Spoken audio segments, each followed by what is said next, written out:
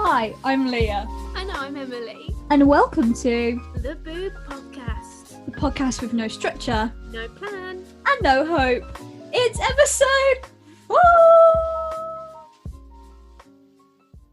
That is like 2 boobs each now. Like, that's a regular amount of boobs to I take mean- out. Now we've got both of our boobs. Do we even need to make any more? That's it. This is the boob anniversary. We are done. I do feel like I should point out as well, I've not long had a cup of tea and a glass of lemonade, and I've made no attempt to go to the toilet, so it could happen at any time. I'm already like, give me 10 minutes. Rubbish, you know what I mean?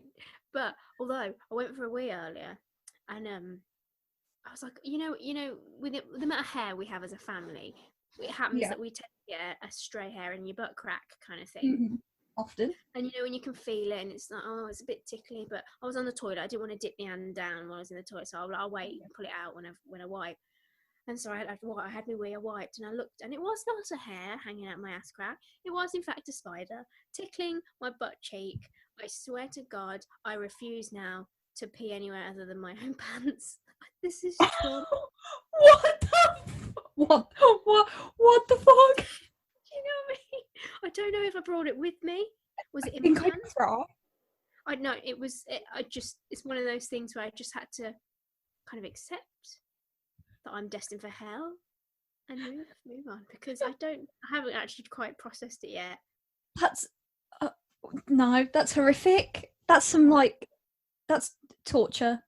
No, so this is probably why I won't be going to the toilet for in the next 7 to 8 weeks. So That's horrible. I'm upset, Lee. I'm upset. This wouldn't happen in snobs. We don't sit on the toilet for long enough. We just squat above it and then leave.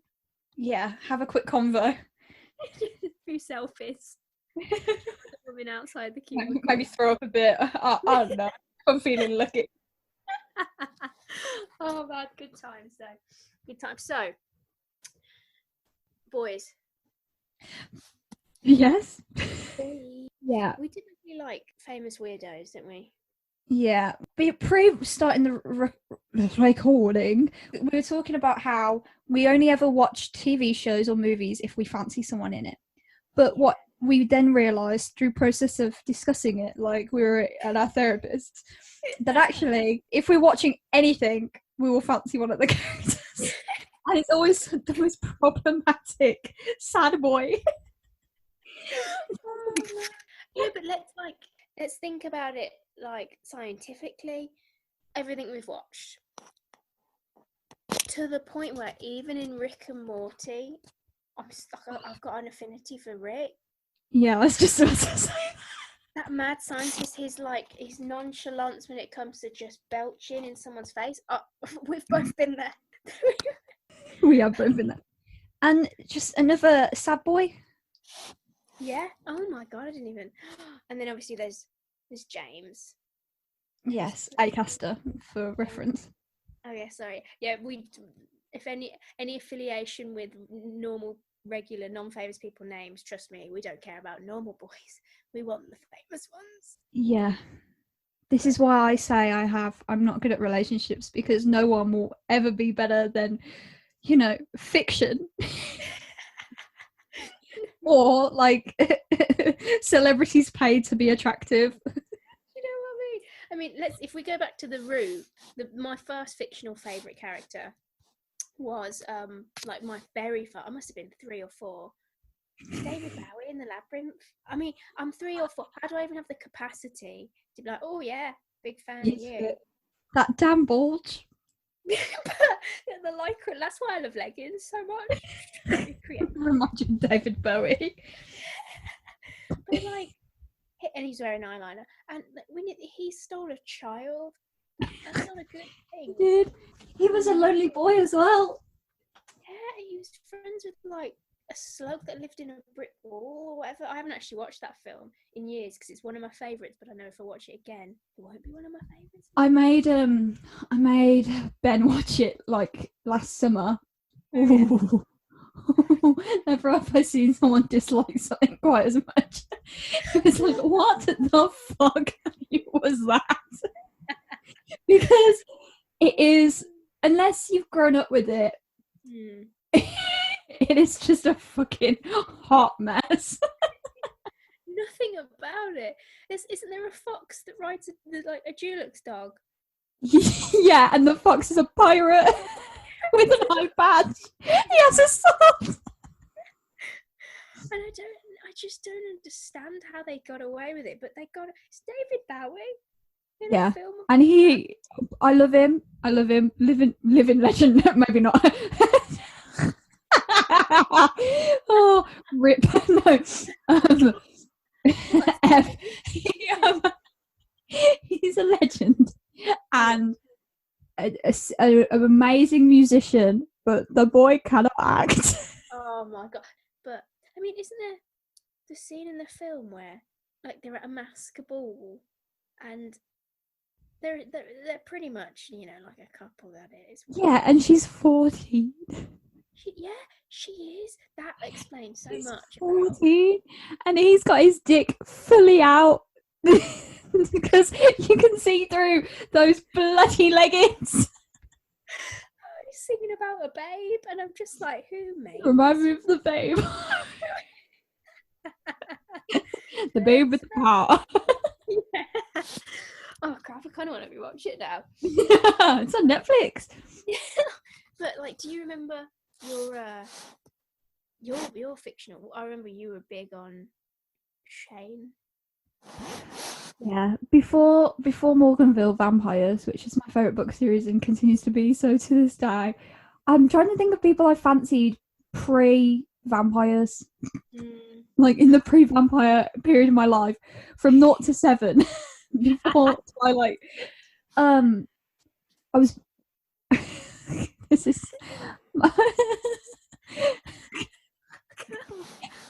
Atrium Steps. I remember being like my first crush. There's a bit of a theme. You're gonna see a bit of a theme. Atrium Steps. Captain Jack from Doctor Who. Oh my god, it's all screaming back to me. Jake Shears, the lead singer from Scissor Sisters. Are you seeing the theme that's coming through these now? I just saw the theme, but oh my god, man. It's no surprise that I watch so much Drag Race now. It really isn't. Oh, I was a big Malcolm in the Middle fan as well in my pre-vampire phases. Probably when I was about 5, because I named my hamster when I was 5 Malcolm, after Malcolm in the Middle, because I was like that in love with Frankie Muniz. Malcolm in the Middle, Agent Cody Banks. Hell yeah. How every week I don't think we get nerdier, and we do. We really surpass these limits. Mm-hmm. Was that hamster before or after? Because you got me Peachy Bella. Yeah. You got Bella because it was Bella and Fizz from the top. Actually, yeah, Bella. That should have been a sign. It should have been a sign. Yeah, because my hamster, when we got me and Emily got matching hamsters, just for the listener. Not matching hamsters, but like hamsters at the same time. Mine was called Poppy. She was a fucking bitch. That hamster tore me to pit. Like I was like 3 years old or some shit, and it tore me up. And my mum used to have to wear like gardening gloves to clean out the hamster because it was a vicious little piece of work. Yeah, and then I'm sure you wanted me to name mine Bella out of the tweenies. Yeah, and I think I wanted mine to be named Fizz, but then I ended up calling mine Poppy. Which, to be fair, names are like, when have we ever referenced one another like correctly? But I called it Peachy Bella because I'm like, I will not conform to what you want, but also I don't want to disappoint you, so it'll be boring. Probably because it was peach. Is peach a colour of an animal? I mean, was it just like light brown? Yeah, but I suppose light brown Bella did really help. Mousy brunette. Although brown Bella would work because I'm a big fan of alliteration. But anyway, we've moved on to hamsters. So I swear to God, there is nothing we can't link like back to something. We live a tons of this. But yeah, you did. I suppose everyone's had. We've each had the normal. So like Malcolm in the Middle is your most. Yeah, I don't understand what Baby Leah was into because like the most of Steps. There's 2 lads in the Steps. and Lee was the fit one. He was like tall, dark, and handsome. He was like he looked funny, was like ripped, and that H was like some skinny musical theatre blonde boy. Oh, why? As a 3-year-old, was I more obsessed with him? You were defying the norms back from the womb, weren't you? But I mean, Captain Jack, I get, and I didn't realise he was gay for so long. Anyway, like I just I didn't. It didn't click until I watched Torchwood when I was like 7 or 8, and like he literally had a boyfriend. Yeah.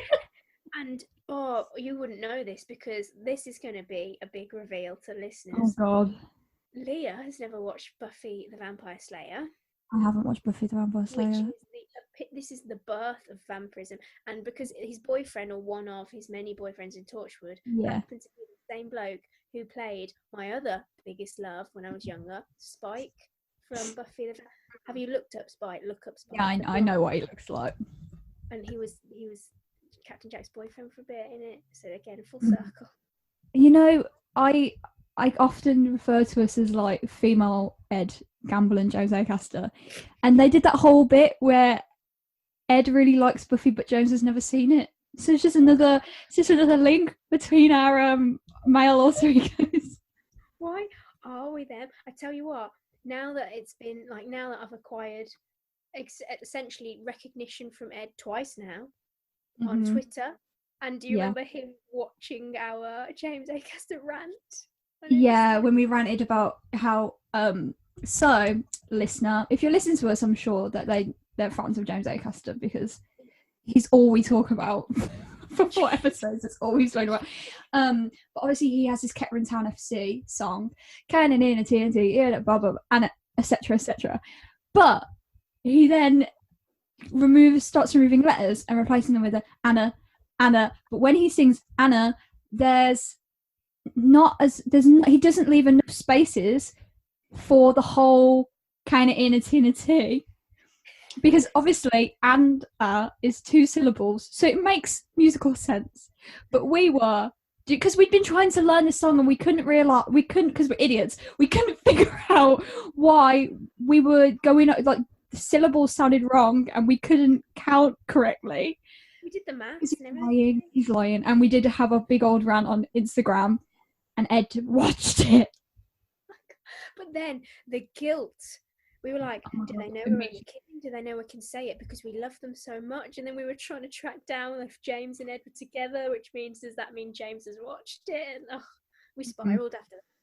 We did spiral. I mean, being quite a bit of vodka down might have also been a reason why we spiraled so fast. Is that before we went to 42s as well? Yeah, 42s being a nightclub in Manchester, where I live and study. To point out, in Manchester, not in 42 specifically. No, I don't live and study in 42s. Oh, that'd be ace. But yeah, so that's what I mean. Like, I do think one day you gotta envision it to manifest it. And also this meditation podcast that I listened to once told me.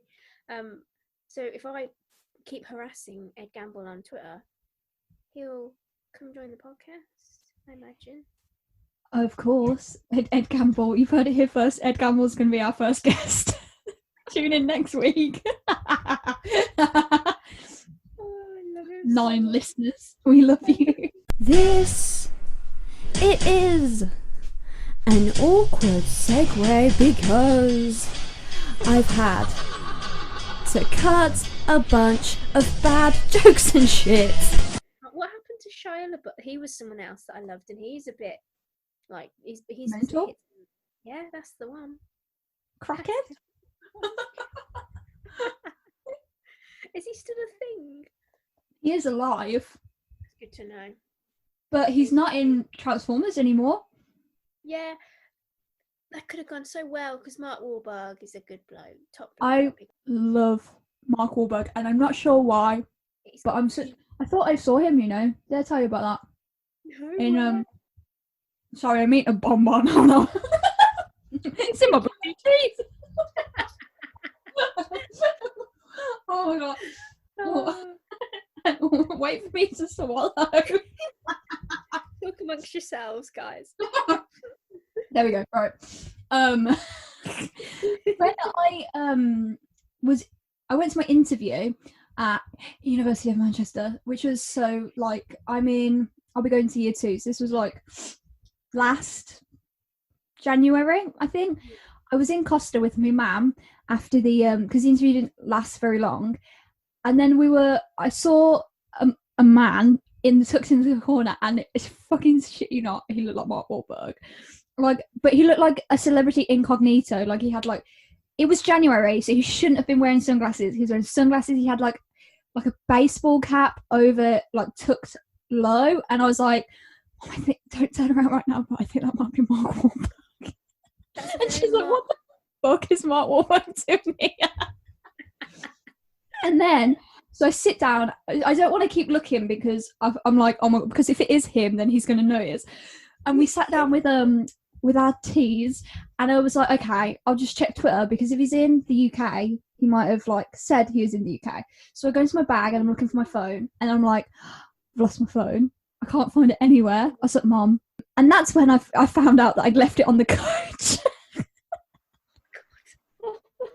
So the National Express had my phone, and Mom was like, what the fuck? And then I was more preoccupied by the fact I've lost my phone, and I was like, a little bit of me was still like, that might be Mark Wahlberg in the corner, but now I'm stressed and I can't look because I don't have my phone. It was a whole nightmare. I thought I was going to cry, and then I had to go and do my interview at Manchester. I swear, only you would make this day that much more traumatic. Oh my God. It might have been Mark Wahlberg. That's the thing, though. Like, that's a pretty. To this day, you don't even know if it was him or not. No. The one thing that trumped your attention of Mark Wahlberg was the fact that you left your phone on a coach. Like, I swear, only you. Distraught. As if that was a year ago as well. How have you been at uni for a year? I don't know. And why is it right? Dear listener, wanted to go to drama school, and then I didn't get in. I auditioned when I was 18, and I was like, well, it's, unless I'm like the sickest person in the room, they're not gonna admit me because I'm so young. And lo and behold, they didn't. And I was like, that's fine. And then I started questioning whether I wanted to go to drama school, and was like, oh, I'll go to university because I want the uni experience. And so far, my uni experience has been non-stop strikes, and now I'm in quarantine. So that's cool.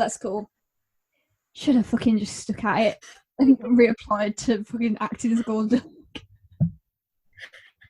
All these signs, Leah, like your phone, Mark Wahlberg, quarantine, everything's just, oh, I love it. Only you. You are. I'm not cool enough to live in Manchester. I think you're too cool, and that's why he's trying to kick you out. It's literally like trapped you back in Birmingham. It's like, it's just you like trumping everyone else here. Like, give someone else a chance. Stay in Birmingham. I can't fit in with the fallow girls, like the Karen from fucking Outnumbered.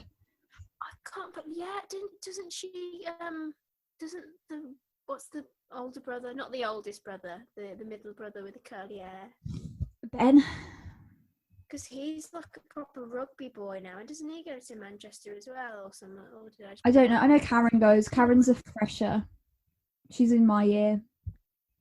Wait, like, while you're there? Yeah. She lives in Fallowfield. Well, she did. Now she's back home because quarantine.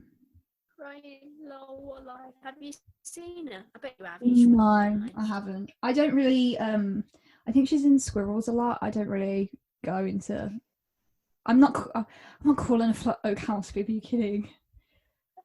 All my friends live in. This is some very niche.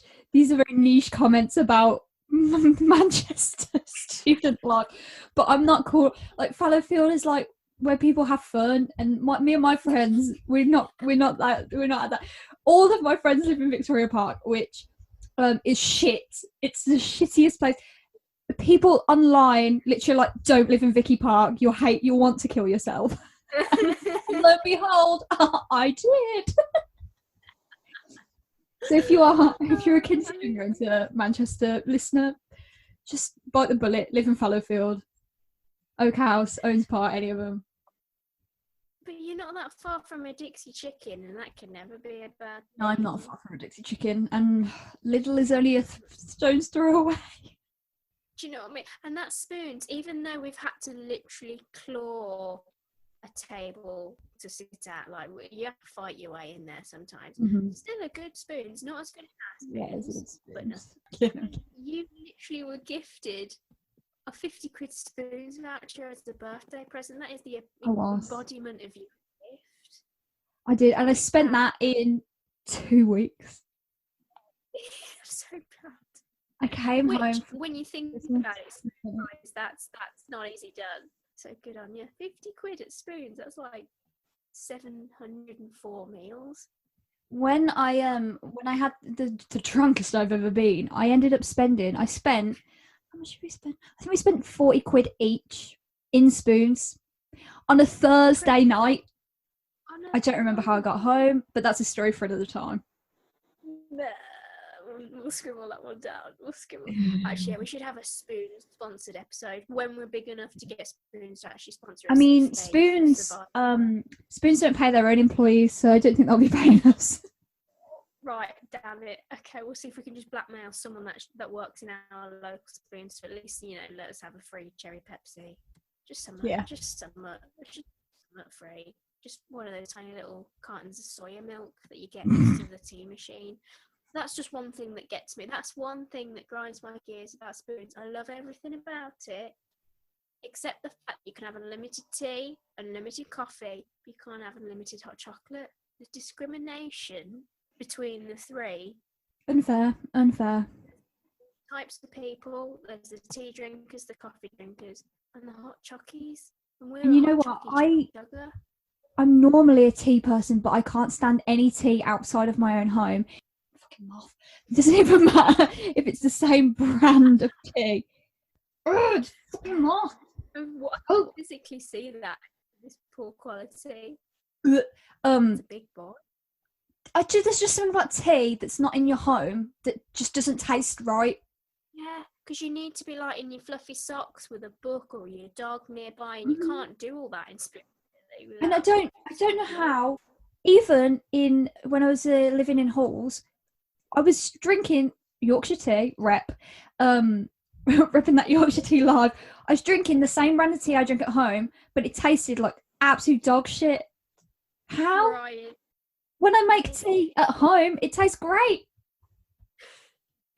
It's the homesickness, but also I feel, again, it's like, when you have a perfume that reminds you of a place or a holiday. You have a tea that reminds you of a location, but also hot chocolate to me is like, that's a proper luxury. That's a Four Oaks finest kind of thing. Hot chocolate was like that until you will know, I worked in a golf clubhouse.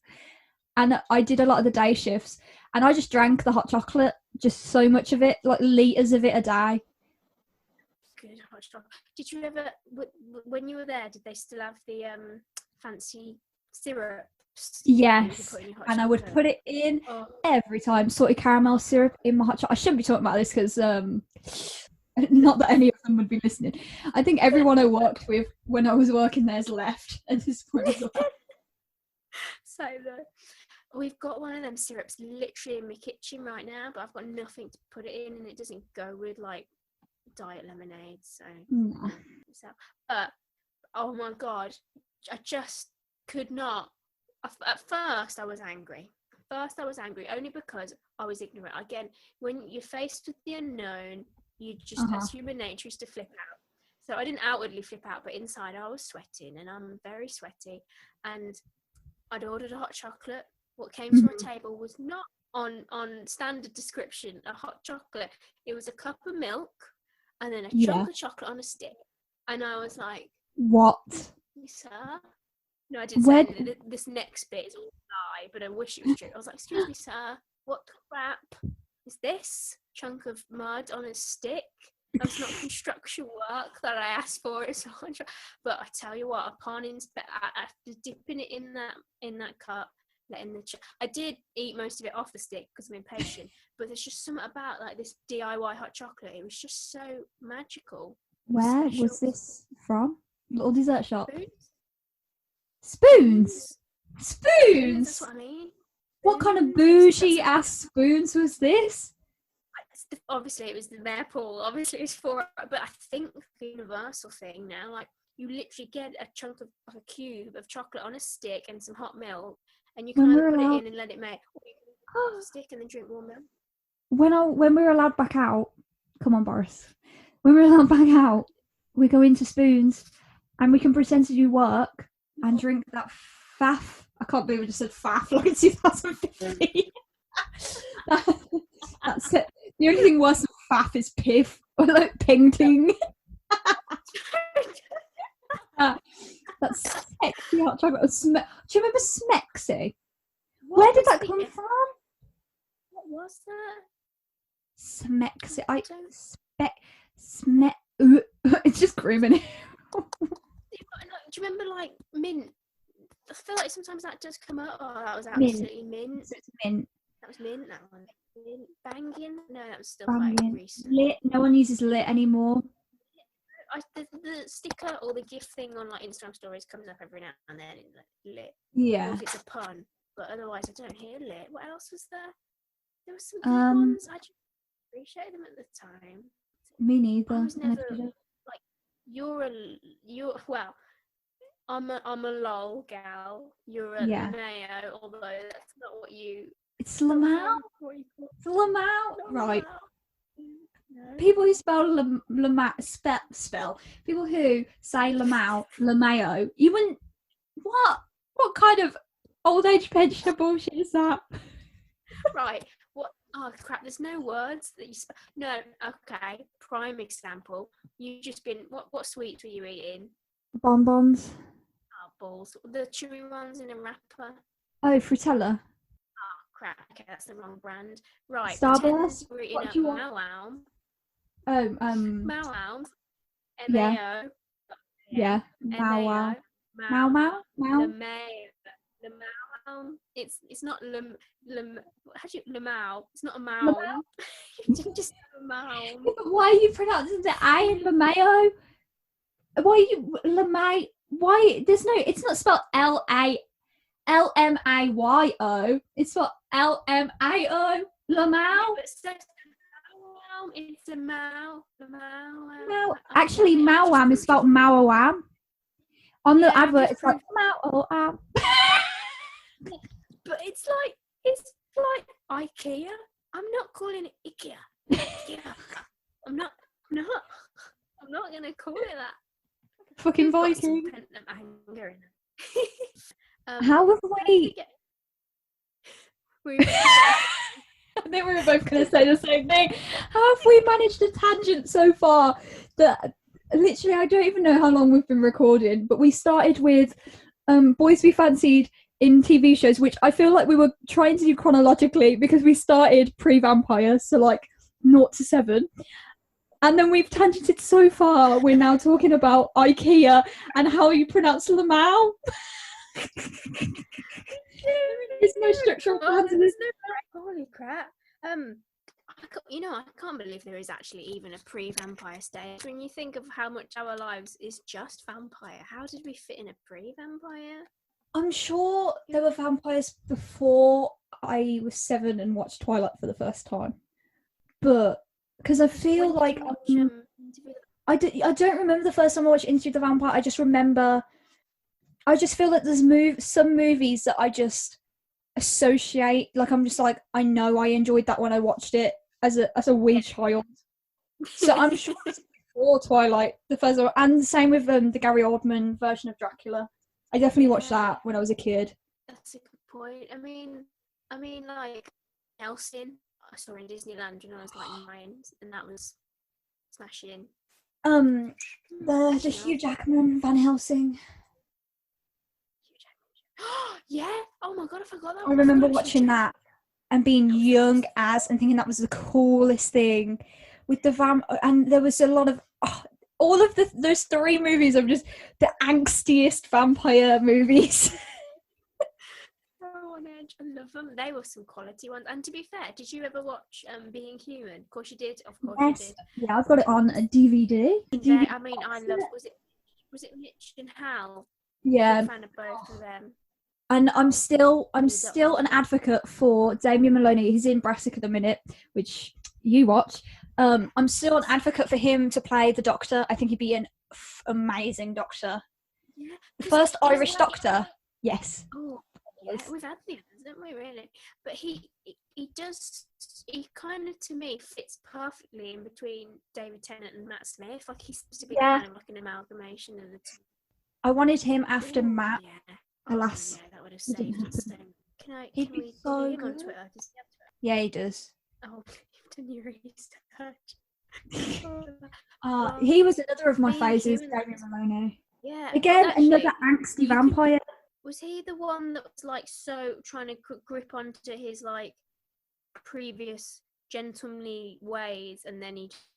Yeah. I can't quite And then remember. he'd drink like a thimble of blood and be like a nasty piece of work. Yeah, and I was attracted to both versions of him. And I did like Mitch. Was it Mitch? Yeah. Aidan Turner. I mean, Pre-Poldark. the So that's one werewolf. Oh. Of course, I forget him. The one werewolf I have had an affinity for was I forget his name though. That's not Michael good. Socha. The werewolf. What's his name? That's his name in real life. Or are you talking about the first werewolf? Are you talking about the first werewolf or the second werewolf? I can't remember his name. I was talking about the second werewolf. I love the second one as well. I love him and everything he's in though. He's so bloody northern. He's a fan of him, and his sister was a misfit. Yeah, his sister was a misfit. Oh God, it's gonna bug me. You know, because he's also one of Gavin's mates in Gavin and Stacey. Yeah, and he's in Doctor Who. He's in Doctor Who. He's Alfonso. And he is in Sherlock. Is he? It's actually based on a wolf as well, which I find ironic. Yeah, the Hounds of Baskervilles episode. Oh, I miss Sherlock. Actually, I was just about to say that was up there. The effort that must have gone in to those episodes. Oh, say what you want about Stephen Moffat, but he's a bloody good writer. And Mark Gatiss. Yeah, Stephen. I mean, we'll ignore a big chunk of their more recent Doctor Who's. With all their mistakes. No one. It bugs me that, fortunately, I was one of the lucky ones. I never actually discovered Sherlock until the most recent season, so I got to binge watch. You didn't have to wait for 3 years for like 2 episodes. I mean, I get it. I understand why, because that takes some formatting, but it's so clever. I watched it twice in like a week. It's so good. Benedict Cumberbatch. He's one of my other unconventional loves. Yeah, I don't really, not anymore, but when he was Sherlock, for sure, I was in love with him. Yeah, again, because he's, probably slightly not functioning at a normal human capacity. Yeah. Benedict Cumberbatch did drama at Manchester. I'm doing the same course as Benny Fruitflakes. Everything comes full circle. And also, I just because that's reminded me, just proper wormholing now into a different tangent. Do you remember fruit flakes from school? Yeah, I remember shop at Hill West getting fruit flakes, the yogurt coated ones. They were I used to like suck off the yogurt or like nibble around them and eat the flakes just to prolong the experience. They were. Fruit flakes are one of those foods that that transport me so vividly back to a different time that it's like when I smell those yogurt covered fruit flakes, I get like my insides get nervous, because when I was eating fruit flakes like that, it was at year 3, so I just moved to a new school. God, yeah. And it like gives me like this weird nostalgic nervousness. It happens all the time when I hear songs from shows I've been in. Like I was listening to, it happens all the time, especially with like it happens with Guys and Dolls, but I have to be listening to Guys and Dolls for it to be happening. But like, because all the songs from Rock of Ages were just regular 80s songs, and I listen to a lot of 80s music. Like bloody Paradise City, will come on, and I get like nervous because it's like songs that are playing pre my entry onto stage that I can recall listening to just in the wings before I'm to go on. I get nervous. I was in the car the other day, bloody Bon Jovi came on, and I was like, oh my god, I feel sick. Oh, it's my cue. Oh god! I mean, well, that's the thing. Like, this isn't along the same lines at all. But and I mean, when I say for 6 to 7 years, pretty much every day after school, I would always have a yuzu chocolate milkshake, like in the tiny little bottles, to the point where it kind of became just like a staple part of my day. I probably shouldn't be, but I'm going for it. It regulated my inner digestive movements. So I'd come in, I'd have my milkshake, and I'd be straight up to the toilet, flushed out my sister. It was just routine. And and then obviously I weaned myself off. I went to uni and then made worse health decisions in other manners. And so now every time I have one, it's like a trigger.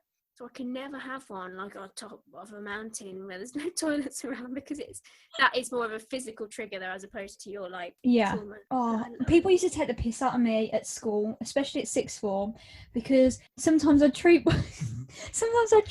love chalky milk. It's one of my favourite things in the whole world. Sometimes if I was having a bit of a tough day, or I had essays due, whatnot, at lunch I'd go and I'd treat myself to a little carton of chocolate milk. But I just show up into like freeze or like a carton of yuzu, and everyone would be like, what the fuck? Who's still drinking chocolate? I was like 18 years old with a 60p carton of chocolate milk, like, oh, wagwan. And I still do. I honestly, I'll get chocolate milk with my meal deal at uni. I don't give a fuck. Literally, I remember first getting to yours when you first moved to uni and just rooting through your cupboards, and it was just your Nesquik tub was the most prominent thing in there. Everything else was bare, except for some Tupperware of pasta sauce that your mum had given you. And like, you just had milkshakes upon milk, and then they'd settle. You'd forget about them, they'd congeal, but you'd still drink it later on. I'm not going to waste Nesquik. I'm just not. No. Why has that not been a thing, you know? Why is the Nesquik challenge, like, you know, everyone's done the cinnamon challenge. Where's the Nesquik challenge? Oh, I could eat stuff. Exactly, we were born for this. Do you remember? Go on. No, because I was going to completely wormhole to different that, so carry on. Okay, I was just going to say, talking of nostalgia, do you remember and I think I only ever had them, Mum never bought them. They were too whimsical for us. Do you remember the Nesquik straws that had the like powder, but inside the straw, and when you'd suck on you just put it in normal milk and suck on the straw, and it would come at the top, it would be chocolate. That was science at its best. Oh my god, one thing still. Leah, that should be an episode. I know we should do an episode of nostalgia, because oh my god, do you remember along those lines the Cocoa Pop straws? Yeah, I do. I never had them. No, well, the thing is, they were like obviously some kind of wafer with chocolate down the middle, and then you sucked up the milk of your cereal and then ate the straw. But no, it was just a snack. I just snacked on them like as like breadsticks of cereal. But the concept was just, I miss that kind of like innovation. Whimsy? What happened to whimsy? Exactly, food with a bit of character. Everything comes in like a airtight container now. I'm like, no, thank you. Still... Why can't I get teddy bear meat anymore? Why is my corn ham not shaped like a dinosaur? That sentence just for nothing else in the book, just that sentence.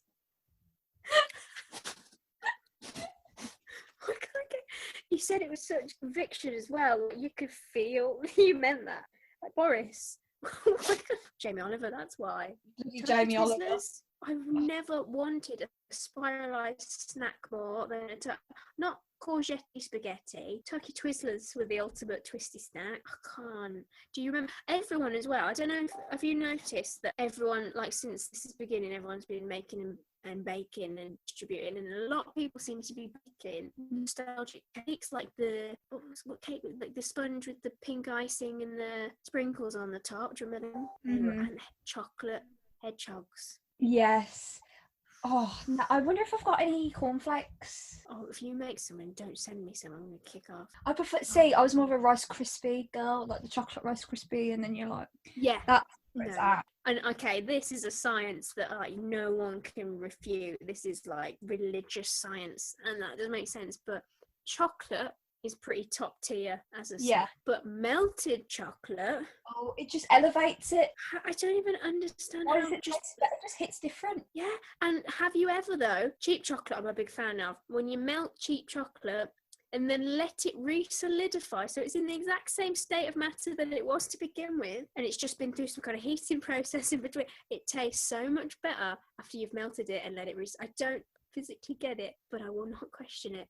I just love food, Leah. We are going to become off menu by accident. I can feel it. We are going to. At this point, I forgot what we were moving on about. Like, there was no kind of that.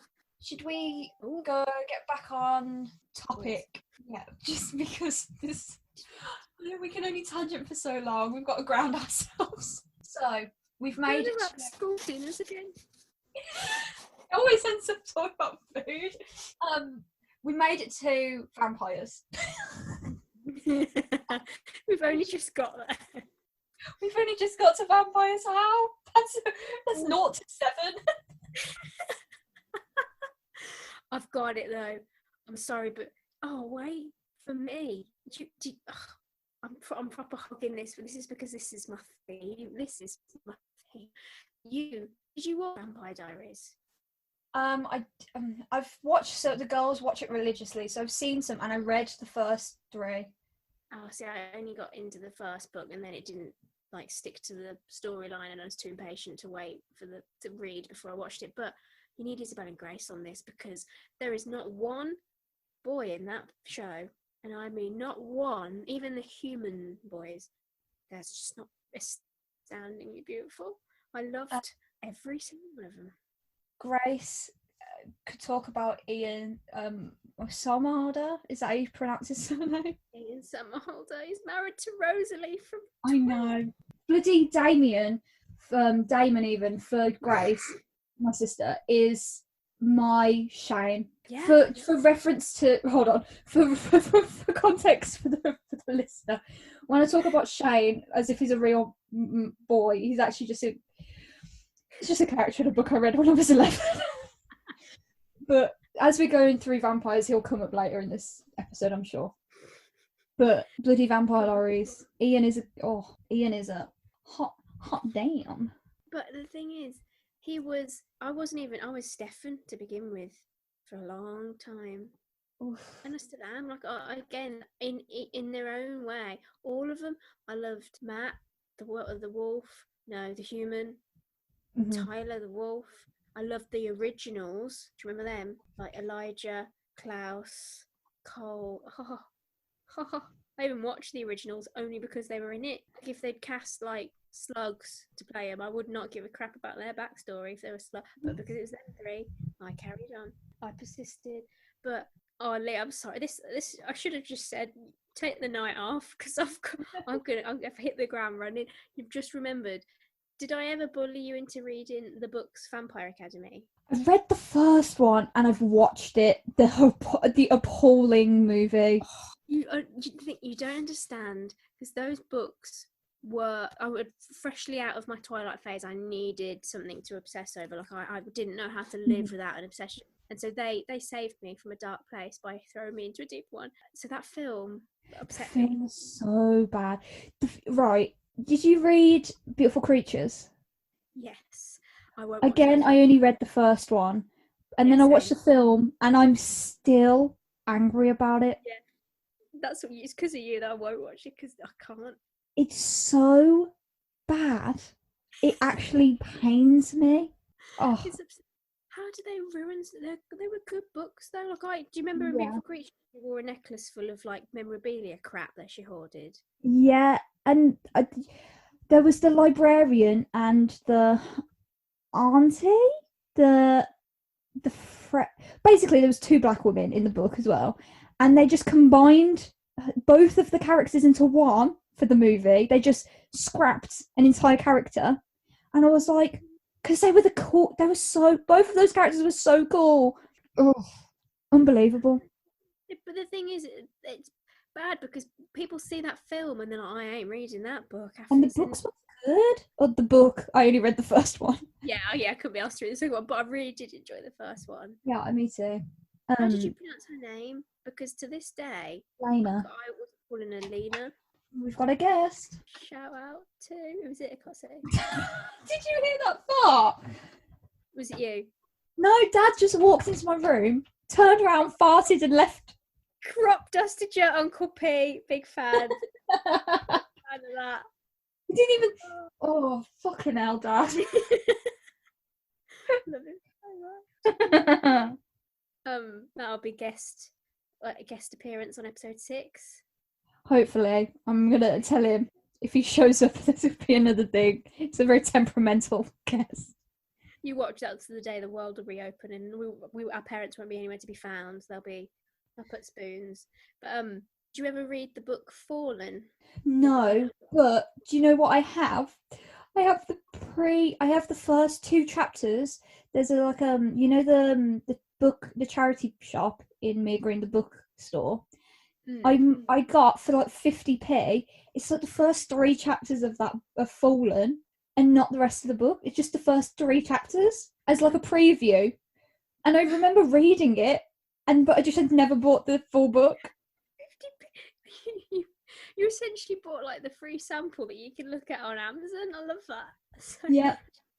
But it's for chat. I love that. It's a good one. It's about angels though, not vampires. But that was made into a film, and that's one of the. It's still crap, but it's one of the better. Like I kind of wanted them to do. But going back to that Vampire Academy, holy crap! That's when I realised that maybe Edward doesn't have to be the only person I consider marrying in the future. Again, I've regressed back into that now. But do you remember the character Adrian? Was he right? I remember there being 2 guys in it. There was the one that like taught the main character. He was like her mentor, and then there was the guy in the church. So that was her best friend's boyfriend. The like aloof, weird goth who like go and cry in a church. Yes, yeah. Dimitri was the teacher guy, like the Russian. Okay, yeah. Because the guy who played Dimitri, Dominic Sherwood, the one with the 2 different coloured eyes, he then played Jace in the Mortal Instruments TV show. No, I know you're on about. You're on about the other character in the. But yeah, I know you're on about. Yes, I remember that. But do you know who the girl was? Who? The main girl. Did you ever watch Sweet Life of Zack and Sweet Life on Deck? I saw some of it, but I was a Freeview girl, so. She was a Disney. She was a Disney girl. Like that's where she was born from, and obviously she was trying to pray. And look how that backfired. I look at all these movies that were trying to jump on the Twilight Hunger Games. I know. You could at least give it like a year or 2 in between. Have a breather. It's annoying because the Mortal Instruments movie with Jamie Campbell-Bower is really good. It's got Robert Sheehan in it. Nathan from Misfits. Love him. He plays like a nerdy vampire. Like he has glasses. He's like a. Sorry, that's a bit of a. I actually think that happens in the first movie or in the first book. Sorry if you've not read the Mortal Instruments, but yeah, Simon does become a vampire. We go for a spoiler alert there. Yeah. Dumbledore dies. Yeah. Oh, was that a callback to episode 3? Oh. How in 50% of our podcast have you mentioned that now? That's such a James Acast thing to do.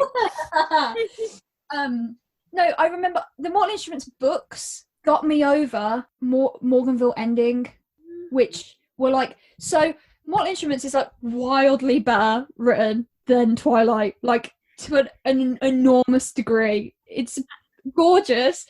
And then they made that movie and no one watched it. And it was so annoying because it was so good. And then they made that shit TV show.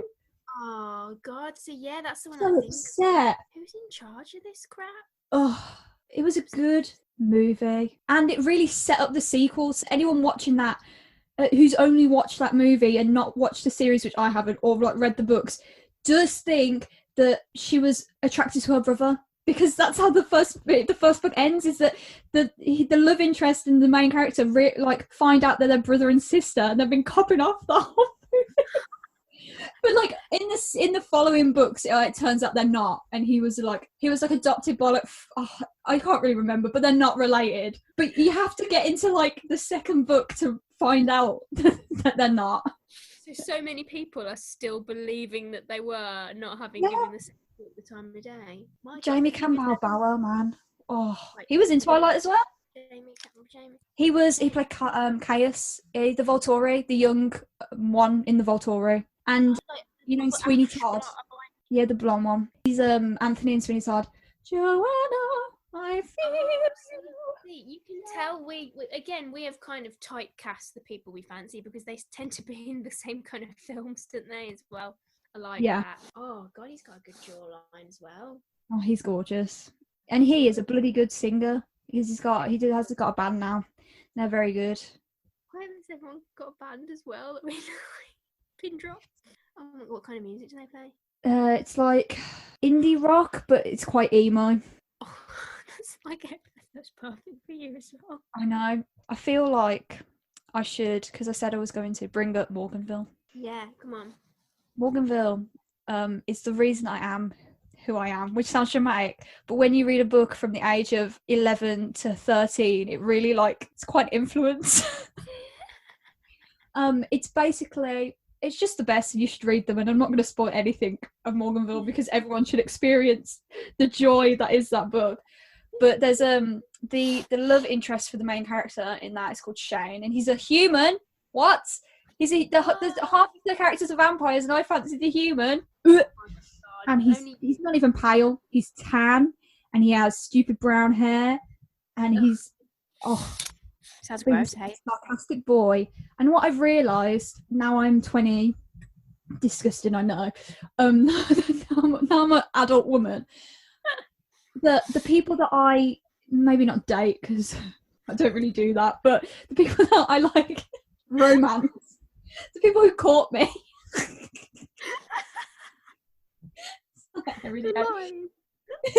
The people that I caught all have aspects of Shane in their personalities, and the ones that don't are the ones that always fall flat on their ass.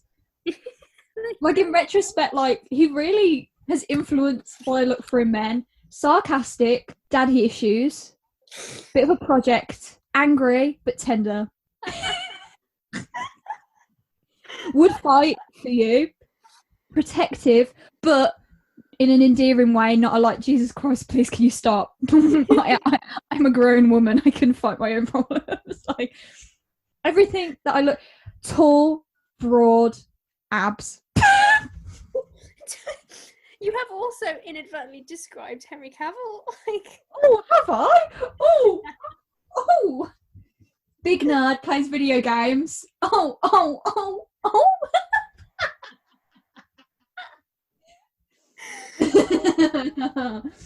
I didn't realise how, because I remember you in that phase, and I remember you were. That was your Twilight phase, It was my Twilight phase, yeah. You don't realise how much it does influence, Mm-hmm. And I wanted to be the main character so hard. I tried to force myself to because the main character is super smart and she's a scientist. I tried to force myself to chemistry, and I hate chemistry. It turns out that I've basically become a best friend who's this theatrical goth who fancies vampires and drives a hearse. Oh my God. The books though. It's literally you wrote all of them. There's mad scientists and sad vampires, and also vampires that aren't sad, and you're a mean vampire. Which I appreciate an evil vampire. They don't all have to brood and be romantic. Yeah, I like a misunderstood one. So one that comes from a place, no, one that's evil, but it comes from a place of just, trauma and Yeah. poor upbringing. See, this is why I like, in Twilight. Here we go again. In Breaking Dawn, when all the other vampires show up, I'm a huge fan of Stefan and Vlad, who are the Romanian vampires, who are the like Dracula vampires. They're like the original kind of. Yeah, they're like literally they come in and they have like 3 lines in it, and they could basically be like, "I want to suck your blood." Like that is their whole vibe. And they just want to fight. I love them so much. They just don't give a crap about Bella or the kid. They're like, right, we're only here because we want to see these poo heads get taken down. Yeah, and they get so angry at the end when there isn't a fight. I do love them. I gotta forget that you have all those. I mean, one of my favourites is Jasper. Yeah. And I'm not gonna lie. What's he called? Rami Malek's one. Benjamin. I was just about to say he's like an airbender. It's like watching Avatar. Yeah, there's nothing that man cannot do. He like breaks the floor. He can bend water, fire, and he's like one of the most interesting people in it. And like has one line, literally like one line. Where's his side story? Like him again, Bree Tanner. Like, yeah. Where's the justice for them? I bloody love vampires. Yeah, do you realise, obviously, the topic was boys, but in hindsight, we should have realised that does just mean vampires, because that's all that matters. Vampires are all that matters, and it's annoying to me that the vampire phase that Hollywood was going through ended probably about a decade ago, because I need more vampire content. The thing is, I do think the premise of vampire stuff gets such a hard time. It can be done so well, like Interview with a Vampire, if it's done well. Like, I understand why people get annoyed with romanticising vampires, but they are a metaphor for lust. Their whole thing is lust. The only time I've been annoyed by the over-sexualisation or romanticism of vampires is after I read Dracula, and I was like, how does anyone read this and think there's a romantic relationship between Dracula and Mina? Like, what? I was like, it cannot have been a woman who decided that was romantic, because it's like I wrote an essay about it for my A-level. I wrote an essay about Dracula and desire, and lit critics all talk about the scene where Mina's drinking his blood. It's like an implied rape. That's the way everyone goes from it. And then I watched the like Gary Oldman one, which I love. Like, I'm not going to pretend like I don't love it, but I'm just like, how? It can be it. Why would you name it Bram Stoker's Dracula and have it be that wrong? Like, say you can call it Dracula and bloody Dracula Untold, where it's completely nothing from the book, with Luke Evans, right? With that, it's fine that he has that weird love story with Mina, because it makes sense for that version of Dracula. Don't call something Bram Stoker's Dracula if it's not the book. Yeah, you're pinning the blame on Bram then as well, like as if this is what he intended it to be. Because when I watch Gary Oldman as Dracula, I get genuinely sad when Dracula dies at the end. I'm not, again, with the spoilers, but come on, it's Dracula. If you don't know Dracula dies at the end of Dracula, like, you get off the fucking phone. Stop listening, go away. I love that. No, but I get it. Like, that's the thing. I love how we're the same when it comes to, we'll get so enraged though if something's not exactly how we want it to be or how we've envisioned it, because it's not their characters. Like that. Talking of Morganville and things being better than the book, or not better than the book, they did a Morganville web series ages ago. Like, yeah, years and years. It's really not very good, but all I wanted was for Shane to be good. That's all I've ever wanted, ever. And the guy who plays him, Jordan Farris, he's a manager at a bar in somewhere in America now. He is so spot on Shane. Really? Visually, the way he acts is so, like, it's how I imagine Shane, like, down to a T. It's unreal. Jordan Farris. And you know what? He doesn't follow me on Instagram, but if you go back far enough, there's a drawing I did when I was 13 of him as Shane on his Instagram. Like, sometimes he comments on my selfies, even to this day. He's just, he's gorgeous. But he's Shane in real life. He's great. I've not even read it, but obviously I've heard for the past 10 years of you, and that's I can see it from your description. He was perfect as Shane. I love when that happens. Do you not hate it when you get a book and the cover is a human person on the front, and I'm like, no, stop trying to force this imagery on me. That's not what I want them to look like, even though I've not read the book. Yeah, every single Marvel book has a woman on it, and I think one of them is meant to be Eve, which is like one of the characters, but they're all just like stereotypical gothy teens on the books, so like she could be any of them. I mean, like, even to the point where, because I can't read a book once I've watched the film, because one of my favourite parts is picturing them for myself. Even if it's just not a famous person on the front, just a person, I'm like, no.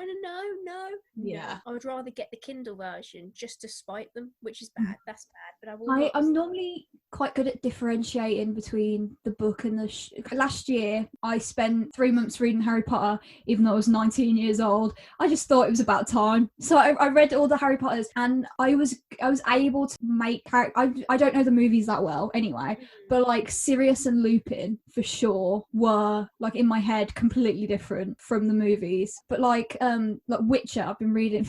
Jesus Christ, it always comes down to fucking Henry Cavill, doesn't it? I'm reading Witcher at the minute. I wonder why. And like Geralt isn't described as like that attractive in the books, to say it in the nicest possible way.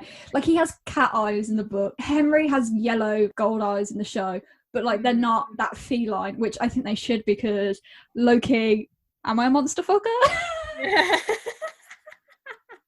You're furry. Kids scream when he walks through towns, but I'm thinking of Henry Cavill. It's really hard for me not to. Generally, it's really hard for me not to think about Henry Cavill. But especially when I'm reading Witcher, I read it in his voice. I think that's good, though. That's what I mean. Yeah, that is quite a positive too. But he's sort of like book Geralt in my brain is like a mix between Henry and game Geralt. You have like major and you are a big fan of the game one, from what I've seen. So it's like the perfect guy. It's the amalgamation of all the Henrys, or all the Geralts. Give Geralt a beard in series 2.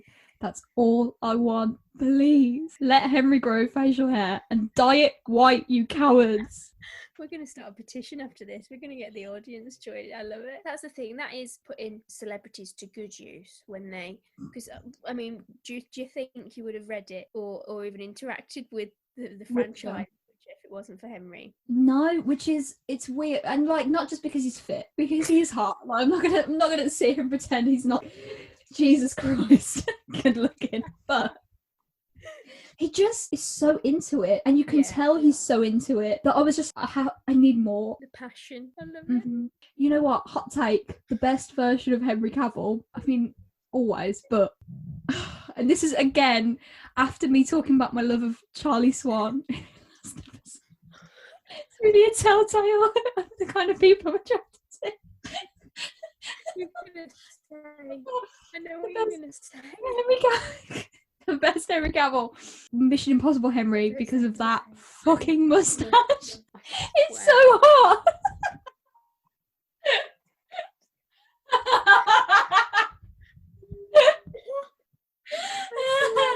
This is where we massively different, that we are different ends of the spectrum on that. And look, I don't like mustaches on everyone. You have to be a very specific. You can look like a paedophile really fast. But hey, I don't know whether it's the 70s thing. I like the whole 70s look, but that damn mustache. Fine. As soon as you mentioned Charlie Swan, I knew where that was going. That's dedication, though, to the brand, like that kind of must. Nurse. You're like, ooh, nurse. Yeah, because she needs help, and nurses help people. I'm Twitter famous. I'm not, but I'm still getting likes on my tweet to Lou Sanders. Oh, I'm at 46 now. Jesus Christ! when I tell you most of them are like middle-aged men, that would be a lie actually, looking through now, about half of them. But me and Lou, I can't believe how much she just annihilated me with that dad comment. She just you mummed me, but with my own dad. You're famous. I just want it to get to the point where she's like, right, I'm giving in, let's just be pals. So I'm going to keep trying. Right, as much as I love my day job or my evening podcast job. Yeah, it's getting late, innit? Bloody hell. We've just been chatting absolute shit for 2 hours. Because so far, as much as we say there's no structure, we've had a structure because it's been one thing, two thing. But again, we are notorious embellishers. Right. Man. We don't have an outro, but we do have social media. Ooh, so follow us on Instagram, Twitter, Facebook, Acast, Spotify, and YouTube at the Boob Podcast, which is how it's spelled wherever you're listening to this, all one word, all lowercase. At the Boob Podcast. Yeah, there's not many ways you can misspell that, even though you've discovered all of them. So, big fan. Follow us. Thank you. Follow, like, subscribe, download, shove it up your ass. I don't care. Just consume it in whichever way you prefer. The thing is, you don't even need a subscription to you don't need a Spotify membership to follow us. No. You don't need many followers yourself to follow us. We probably won't follow you back, but follow us anyway to find out. Yeah. Right. Goodbye. Must have been a wave. What was it been a wave? See you next week. Also, actually, before we end the recording, I'm going to try, not this week, because again, it's exam season, but after this week, I will be no longer at uni for, until September. So I'll have a lot of free time. So what I'm going to try and do is make sure that the podcast is edited and released on Wednesdays, because Wednesday is hump day. And I thought there's no better day than to receive a boob than on hump day. You are and if it doesn't come out on, maybe not this Wednesday again, exams, but after this week, if it doesn't come out on Wednesdays, you can then harass me online or in person, wherever you see me. Probably not in person because of COVID, but wherever you appreciate me, you appreciate I appreciate you most from the bathroom. Wherever you know me from, you can harass me for the next episode. There you go. Yeah, I do like the whole hot thing. I was proper thought in that. I genuinely thought you were just doing it because we film on a Snob Saturday and it's on a Snob Wednesday, but that seems I love that. A bit of a double entendre. Thank you very much. And on that note, I bid you adieu. Goodbye. Bloody hell. That's the end of that.